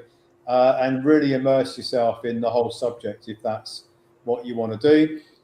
Then you've got the research papers that are all at Ecclesia Law Institute, a whole abundance, over 50 research papers that explain all parts of this monopoly board, how it all works, all broken down into categories. We've got a Telegram channel that I'd urge you to get into because there's lots of updates, lots of news, lots of information that we put in. There's actually 4 Telegram channels, but there's one main one, which is the Winning at Monopoly Telegram channel. And then you want to talk about your channel, Sims? Oh, it's amazing. No, of course. There you go. It's amazing. You should be on there. So we've had, I've got a lot of advocates that I manage. And in fact, majority, I would say, of our attendees today have come through our advocates who have shared either their standard referral link or the webinar link. So each of our advocates have their own webinar referral link as well. So that's where they come through. I do a lot of updates on there as well, any additional information. So if you are an advocate and you haven't joined yet, why not? Naughty, go on there. But don't worry, I'll make sure that all our attendees today will have access to those links as well. One other thing, Ian, because as you know, one of the most popular questions we do get is timelines as well. So I know that you and Andy actually did an interview about the timelines, and I have also going to be including that in that email as well. Yep. But yes, so there's a lot of information that I share from an advocate perspective as well. Good information.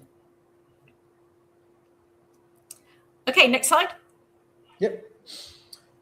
Lots of handouts. I think they come on the email, but they're also all available at Ecclesia Law Institute. So look out for that website on the email that you're going to get. And I think you have these handouts that come out with it. But they're all on the Ecclesia Law as well. If you want to visit there, they're all available on that website. Yeah, the handouts actually, Ian, will actually go through on the platform. I don't email those out because they are pretty large files, and I want to make sure everybody. Yeah, so where before some members may not have received it because they are large files, and some people's emails may have limitations. So what we do now, so as you said, they're on Ecclesia Law, which everyone will receive the link and will be available on the platform. So when you want to go back to recap the presentation. So when you log in as a member, on the left-hand side, it will say on demand.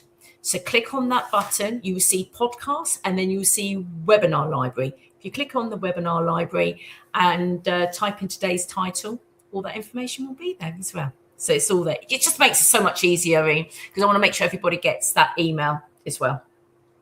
So there you go. So next slide. We are building a sovereign nation, and I'm going to be presenting this as the ROS Sovereign Nation, and the Freedom Plan is a webinar that's going to be coming out soon.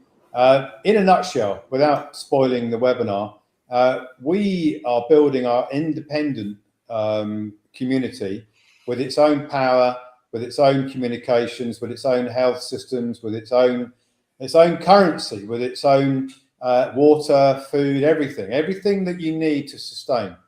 We're building that, and we're financing it through signature credit tax recoupment. So I'm going to be presenting that in probably a couple of weeks' time, maybe the end of April. I'll be doing that. We've got a few other webinars already scheduled coming out on Saturdays. And basically, in order to get to that number, which is, by the way, 500,000 is my target to get into our nation, a sovereign nation with its own recognition as a sovereign nation, like the Military Order of Malta. I'll be explaining all about how they got sovereign nation status with passports, diplomats, all that stuff that I know a lot of people want. I'm going to be explaining how all that works on that webinar. And in order to get there, we have two initiatives to get more members to join our community. One is the webinar reward scheme, which I think we're going to touch on in a minute. And the other is the advocate referral program. Now, we're doing a lot of work on making the advocate marketing really easy for the advocates. Sims, you had it up, so give us the elevator speech on why should people become an advocate. Well, the thing is, it all starts with education, and a lot of people who came on here today weren't aware until you explained what is happening and what people can do. So really, and a lot of people who are on here today, as well as being advocates themselves, were referred by someone who's going through the protocol, and it all starts with education. Without all this information, how can anyone move forward? And it's all about freedom, isn't it, Ian? It's all about, abundance. So what are the steps to do it? And it all starts with education.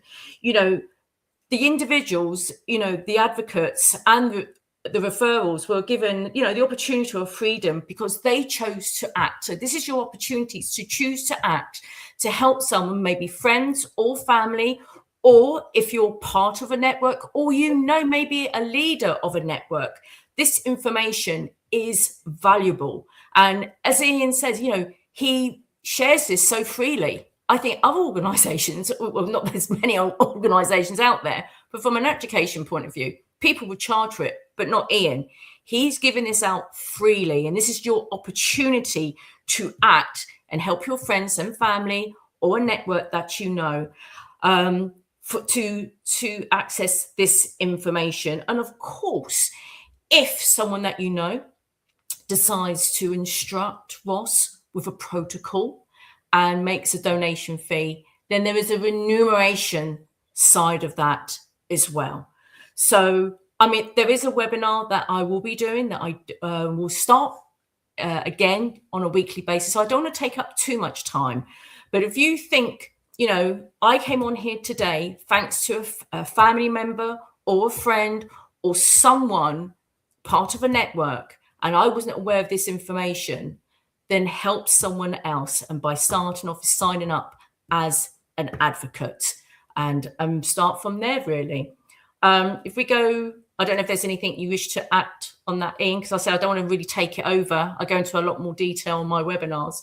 But here we have, from a remuneration point of view, if you are an advocate. Now, there are two levels. There's advocate and advocate originator, which I will explain a little bit in a moment. But from an advocate perspective, we have a lot of advocates already from all different walks of life. Some of them just referring their friends and family. A lot of them are in affiliate marketing or multi-level marketing, and have worked incredibly hard to build their network up as well. So here we have from an earnings opportunity, if you referred one member, okay, and they were, say, doing a total annual recruitment of $250,000, and when we say dollars, it's US dollars, okay. There is not only a remuneration at the front end, but there's also at the back end as well. And that is your opportunity from a back end remuneration. But of course, if you think of that member, what Ian has explained today, spend and recoup. So if you look over a period of 5 years, that's what the back end opportunity earnings are. But now if you sort of take 5 members or 10 members, etc., as you can see, this is an opportunity from an earnings perspective. But as I said, I go into a lot more detail about this because I don't want to take up too much of anyone's time. Now, I also mentioned about you may know someone who's a leader of a specific network, and you think, well, actually, their network and the leader himself may benefit. So then one would sign up as an advocate originator. And as you can see here what the opportunities from an earnings point of view is. So just say, five leaders, for example, and they each refer 10 members. Then as you can see, that's the opportunity of a remuneration point of view. I've spoken to a lot of network marketers and those in multi-level marketing. And as I mentioned earlier, they have built their network over a long period of time. And some organizations they may work with could be around, say, 6 months or 12 months. What Ian's trying to do, he is building a nation, and we are going to be around for a very, very long time. And what these network marketers have noticed, they can see this plan, because Ian has talked about his plan, what he wants to do moving forward. So it's a very, very exciting time for them, and also an exciting time for you. So it's a great opportunity to sign up, not just as an advocate, but also as an advocate originator. I know that really wasn't an accelerated pitch just there, but I'm trying to cover everything so people just get a true understanding, Ian. So as I said, I don't want to do too much of a takeover. But this is something else you mentioned about webinar invitation rewards. So shall I leave that one to you as well? Yeah, I mean, I've been asked a few times where people are struggling, and there is a donation to get the protocols established and enroll in them, and a lot of people are saying, look, they're struggling. Their budget doesn't stretch to getting started. So what can they do to defray the donation? Well, what they can do is they can invite people to our webinars. And for every attendee of a webinar, it's easy to send out a link. You can, and we're going to make it viable for you to send it out. I think it already is on social media. If for every attendee, you get £10 reward point. So if you had 100 people coming to our webinars going forward, that's £1,000 that you're going to be able to set off against the enrolment of any of the protocols, the donation for enrolling. So, you know, this becomes, I think, an opportunity. You could actually finance all of your suite, your Asset Fortress, your Envoy, your currency creation. If you've got enough people to come to webinars, you could actually finance all of your donations through the webinar reward scheme. So that's why we launched it. A, we want to get more people in, and B, we want to give people who haven't got a budget available the opportunity of using the reward scheme to bring more people into the webinars. Absolutely. And also to the advocates, just to make you aware, you're part of this as well. So you've got the reward scheme and plus the remuneration as well as described. So just to make you aware of that. Q&A. Actually, before I do that, Ian, I know you wanted me to share a website with all, because you just talked about the, let me just go back to that slide actually. So just in case up and coming webinars and everything, because I know we're going to have one next Saturday and that will be coming up. And I will share this link so everyone can see it. But as you can see, this is our webinar library that we have right here. Tells you about the earn £10 credit per hour and all the other webinars that we've had in the past. You've got watch the webinar preview as well. So there's a lot of work that's been going on, and well done to the teams at the back. But if you want to add to this, Ian? Well, what we're doing is we're running a webinar every Saturday, but they're in multiple countries. We've got the UK, USA, we've got Canada, we've got Australia, we've got New Zealand. And what I'm going to be doing, as I already have started, is to identify the key problems that are occurring in each of those countries and then running a webinar to solve it. So, I mean, last week I did the landlords, I've done council tax, I've done inheritance tax, I've done pensions, all manner of problems that people are experiencing. Next week we're doing void mortgage. So how to void a mortgage. And that of course will apply in all countries. So it'll either be country specific, and you'll be able to search on this website for the webinars in your country that have occurred already in your country, or they might be like today's webinar is applicable for every country. So, you know, you'll be able to find it. And if you want to introduce people again on the reward scheme, you can share this this website with all of the past webinars on there. And people don't have to wade through an hour and a half, 2 hour webinar. There's shorts. There's the introduction to the webinar. There's the actual webinar itself, and then there's the Q&A, which is what I'm doing with Andy Benson on the ROS Media platform. After every webinar, there's the Q&A. So you've got the whole suite. If you want to recap, if you want to share this with other people that might be interested in getting to getting into this subject and getting themselves into the Republic of Old Souls and enrolling in all the protocols, what better way of doing it is to share this website with them if they want to learn about what we're doing. I think this is probably this and the ROS Media platform is by far the best way to do it. Yeah, no, definitely. Okay, thank you for that. I just thought, there was a website we wanted to share. And talking about Q&A, you will be doing a Q&A section. You could call it the post webinar as such for any additional questions that you may have. So Ian's going to be doing that with Andy Benson, who's head of ROS Media. So you will receive a form from this particular email address, which is simone.p@ros.co.uk. pma.is. And can I just say, please do not reply back to this email. That email address is specifically to send out information after each webinar. So please don't reply back with any additional questions because this email doesn't really get monitored. It's just information to be sent out. And as I mentioned, a follow-up session with Ian and Andy will be scheduled, and then you can review that at a later date. It will become available at some point in the next few days. And of course, thank you for attending today's webinar, and we do appreciate your feedback. So on the form, there is going to be a section. If you could add your feedback, that would be great. Just takes a moment, and that feedback does make a huge difference, because we always want to improve our webinars each week, and your feedback will make a difference. But before we finish for the day, Ian, again, thank you so much for your time. I know for a lot of people it's massive light bulb moments, but before we finish, any final thoughts?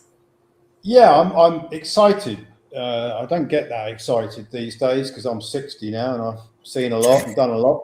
But I am excited by this, and that is that we're working on an Ian Clifford avatar. Now, if you'd said this to me 30 years ago, that somebody could have a meeting with me and I didn't have to be there, I'd say that's impossible, right? So I've often said, wouldn't it be good if I could clone myself? I'd get so much more done, yeah? Well, the Ian avatar is coming very soon. And the Ian avatar, you'll be able to ask questions to the Ian avatar about anything that I talk about, all of the Monopoly Board stuff, the art of legal warfare, the Monopoly Board of Commerce, all the protocols, how things work. You'll be able to have access to that. And you can even use it in combination with another AI system, which we're also working on at the moment. So if you're interested in, for example, voiding your mortgage, but you don't want to, you don't really know how to do that, which by the way, I'm going to be explaining that on next Saturday's webinar. You will be able to engage with an AI system that will assist you every step of the way throughout the whole process to do everything that you need to do to void a mortgage. Or if you've got a problem with the landlord taxes, which is what I explained and overviewed and presented last webinar, you will be able to access an AI system that will enable you to issue out all the documents, court documents, responses to lawyers, whoever it is. We're building that as well, and I'm excited to do that because I remember thinking many, many years ago when I was running my wealth management practice, and I had a nationwide wealth management practice, and I had thousands of clients who used to come and see me about all their finances. And one of them said to me, Ian, don't refer me to anybody else. I only want to see you. And it's like, well, how can I see everybody? I can't have that interaction with everybody in my wealth management practice. So if I'd had an Ian avatar, 25, 30 years ago, it would have made my life a lot more easy because you can be in more than one place at the same time. And that is going to be made available to accommodate all of the knowledge that I'm imparting on the webinars, everything in the Ecclesia Law technical. It's going to have all of that knowledge in it. It's going to have all the cute questions and answers that I give to Andy. Andy and I talk about on our interviews. And every new protocol, every new solution that we roll out, it will know how to do it. And not only will it know how to do it, but it will enable the aspects of the protocols which are not facilitated, things like voiding mortgages, things like the engaging with tax offices if it's the landlord tax problem. All of that can be run through the AI system where the member, the envoy, the Republic of Old Souls envoy can run their own case, knowing exactly how to do everything, asking the avatar, and then also where it will actually create all of the required documents. And by the way, these avatars and the AI system will be made available to our envoys. If you're in our platform, you'll have access to the avatar and to the AI system without any charge whatsoever. Lovely. So Thank you very much. Yeah. Exciting times, exciting times. So thank you so much, Ian, for today's presentation. And for those on StreamYard, Facebook and YouTube, I'd like to say thank you so much for joining us today and have a wonderful weekend. So I shall end now and I'll get to Instagram in a moment. So for those, thank you very much. Take care and goodbye.